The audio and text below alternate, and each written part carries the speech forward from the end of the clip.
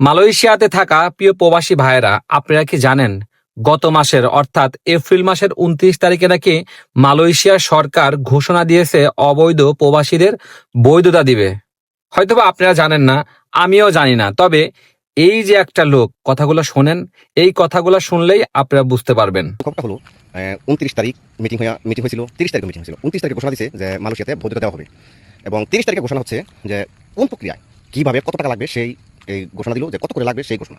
তো আমরা সব কিছুই আপনাদেরকে ওই জানানোর চেষ্টা করতেছি, এবং আমরা মিটিংয়ে ছিলাম, ওখানে সব জায়গায় ছিলাম, এবং হয়তো একটু দেরি হয়ে গেল, কারণ না বুঝে না শুনে তো আপনাদেরকে বলতে পারি না। আমার উদ্দেশ্যটা হচ্ছে দালাল প্রতারকদের হাত থেকে আপনাদের বাঁচানো। দেখেন, মালয়েশিয়ার সরকার কিন্তু অবৈধ প্রবাসীদের কোনো ঘোষণা তো দূরের কথা, কোনো কিছুই বলেনি। হয়তো এই ভাইটা মালয়েশিয়ার কোনো রাজার ছেলে হবে বা রাজার পয়দা করার কোনো বাচ্চা হবে, সেই জন্য সে সব কিছুই জানে। কারণ মালয়েশিয়ার রাজা কবে হয়তো বা তার মার সাথে শুয়েছিল, শুয়ে থাকার পরে তাকে হয়তো বা কানে কানে বলছে তার মাকে, তার মা আবার তাকে বলছে যে মালয়েশিয়াতে অবৈধ প্রবাসীদের বৈধতা দিবে। দেখেন, সরি টু সে, মুখ খারাপ করতে চায় না, তারপরেও এই সকল মানুষের কারণের জন্য মুখগুলা খারাপ করতে হয়।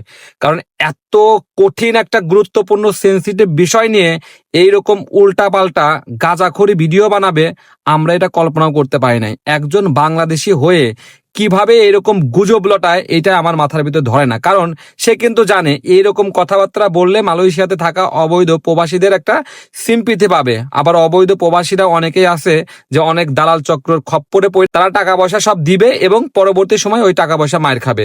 তাই আপনাদের উদ্দেশ্যে বলি, এই সকল লোকজন যদি এই ভিডিওগুলা বানায়, আপনাদের চোখে যদি পড়ে, তাহলে রিপোর্ট মারবেন সরাসরি।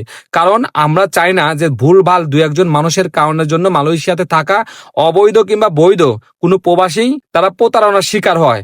আমরা কোনোভাবেই চাই না। আমরা চাই যে মালয়েশিয়াতে যে সকল বৈধ কিংবা অবৈধ প্রবাসী ভাইরা আছে তারা যেন নিরাপদে থাকে, তারা যেন সাবধানতা অবলম্বন করে, কোনো দালাল কিংবা প্রতারণার ফাঁদে না পড়ে। আমরা এইটাই চাই। সেই কারণের জন্য আমার এই ভিডিওটা বানানো। আপনারা যারা মালয়েশিয়াতে বর্তমান অবৈধভাবে অবস্থান করতেছেন, মালয়েশিয়ার সরকার শুধু একটা সুযোগ দিয়ে রাখছে, সেটা হচ্ছে প্রত্যাবাসন কর্মসূচি, যেটা এপ্রিল মাসের ৩০ তারিখে একদম শেষ দিনে গিয়ে, শেষ সময়ে গিয়ে তারা ১ বছর মেয়াদ বাড়িয়েছে, যেটার মেয়াদ হচ্ছে আগামী বছর অর্থাৎ ২০২৭ সালের মে মাসের ৩১ তারিখ পর্যন্ত। তারা আপনারা আগেকার নিয়ম অর্থাৎ ৫২০ রিঙ্গিত দিয়ে আপনারা নিজ নিজ দেশে চলে যাইতে পারবেন।